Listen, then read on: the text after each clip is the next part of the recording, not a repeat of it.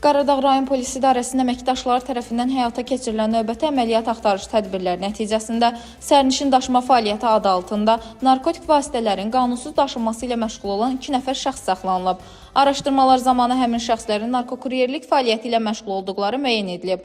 Onlara məxsus nəqliyyat vasitələrinə və üzərlərinə baxış keçirilərkən xüsusilə külli miqdarda narkotik vasitə və psixotrop maddələr aşkar edilərək götürülüb. Belə ki, 8 kiloqram 380 qram marxuyana, 2 kiloqram 560 qram tiryek, həmçinin psixotrop tərkibli güclü təsir edici xassəyə malik 200 ədəd metadon hərbi maddə sübut kimi istintaqa təqdim olunub. Faktla bağlı cinayət işi başlanılıb. Saxlanılan şəxslər barəsində məhkəmənin qərarı ilə həbs qəti imkan tədbiri seçilib.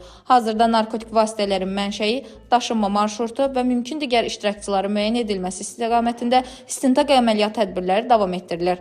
Daxili İşlər Nazirliyi vətəndaşların narkotiklərin qanunsuz dövriyyəsi ilə bağlı hər hansı məlumata malik olduqları təqdirdə hüquq mühafizə orqanlarına məlumat verməyə çağırır. Dilbər Vüqarı qızı, Bölgə TV.